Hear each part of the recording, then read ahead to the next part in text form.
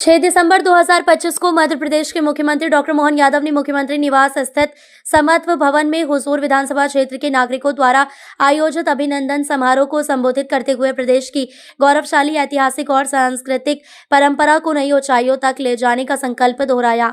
मुख्यमंत्री ने नागरिकों का दोनों हाथ जोड़कर अभिवादन करते हुए कहा कि प्रधानमंत्री नरेंद्र मोदी के आशीर्वाद और नेतृत्व में प्रदेश निरंतर प्रगति की नई इबारत लिख रहा है। उन्होंने कहा कि प्रधानमंत्री की दूरदर्शिता के कारण 2023 का चुनाव परिणाम ऐतिहासिक रहा और इसी कड़ी में राजा भोज के द्वार का भूमि पूजन भी संपन्न हुआ। मुख्यमंत्री ने कहा कि राजा भोज के शासनकाल को 1000 वर्ष होने के इस स्वर्णिम अवसर पर प्रदेश को उसके ऐतिहासिक गौरव से जोड़ना आवश्यक है। उन्होंने बताया कि जब राज्य सरकार अपने 2 वर्ष पूरे करेगी तब संयोग से 2000 वर्ष पूर्व सम्राट विक्रमादित्य का भी कालखंड रहेगा, जो प्रदेश की समृद्ध परंपरा को और भव्यता के साथ याद करने का अवसर होगा। उन्होंने कहा कि 1956 में बने मध्य प्रदेश की राजधानी भोपाल ने प्रदेश के हर क्षेत्र को जोड़ा है।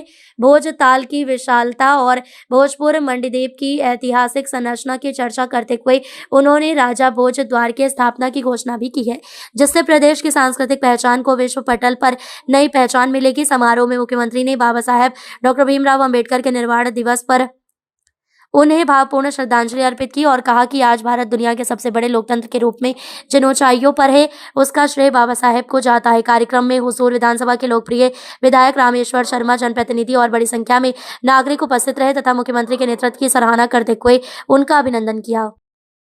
मैं आप सबका दोनों हाथ जोड़ के प्रणाम करता हूँ, आपका अभिनंदन करता हूँ। सच में ये हमारा आज का समय यशस्वी प्रधानमंत्री श्रीमान नरेंद्र मोदी जी के लिए जोरदार अभिनंदन करता हूं। अद्वितीय प्रधानमंत्री, दुनिया के सबसे लोकप्रिय नेता और काम करने का तरीका भी कितना अच्छा है। तो आज का दिन हमारे लिए विशेष है, इसलिए सब स्मरण कर रहा हूं। हमारा आज भगवान की दया से, यशस्वी प्रधानमंत्री के आशीर्वाद से हमारे 2023 के निर्वाचन के परिणाम भी आए और परिणाम ने राजा भोज की नगरी में भोज द्वार का भी भूमि पूजन कराया। जोरदार अभिनंदन। पहले राजा भोज आज से 1000 साल पहले उनका शासनकाल था। कितना था?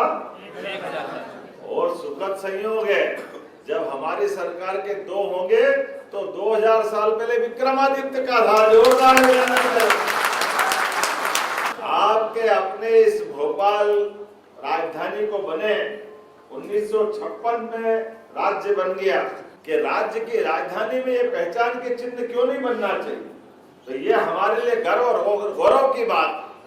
जब कितना अच्छा लगेगा, कोई उज्जैन तरफ से आ रहा है, इंदौर तरफ से आ रहा है, तो वो कहेगा कि मैं विक्रमादित्य द्वार तक आ गया, ये सुन के आनंद आ जाएगा। कोई नर्मदा की माता के इधर से आएगा, नर्मदापुरम तरफ से, तो ये राजा भोज के काल में ऐसा कहते बड़ा तालाब आगे नर्मदापुरम तक था।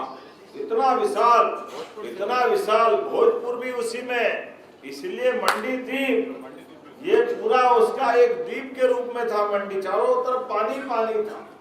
तो वो अतीत के कालक्रम को जीवंत करता हुआ राजा भोज का द्वार भी बनेगा, हमारे लिए सौभाग्य की बात। और इतना ही नहीं, इससे भी आगे बढ़ करके हमारे लिए सम्राट अशोक का भी 2200 साल पुराना गौरव है। विदिशा के पास सांची का गौरवशाली अतीत, यशस्वी प्रधानमंत्री के नेतृत्व में अशोक का हमने अपनी सरकार के माध्यम से अशोक का अशोक द्वार भी बनाएंगे और भगवान राम और कृष्ण दोनों का मध्य प्रदेश से संबंध आता है। चित्रकूट का धाम भी हमारे पास है, तो चित्रकूट का धाम भी हम अच्छा करने वाले हैं। अद्भुत हो रहा है और भगवान राम का स्मरण करके एक द्वार भगवान श्री राम के नाम पर भी बनाने वाले हैं। इसके माध्यम से हमारी राजधानी का एक द्वार उस भगवान राम के गौरवशाली अतीत से भी जुड़ेगा।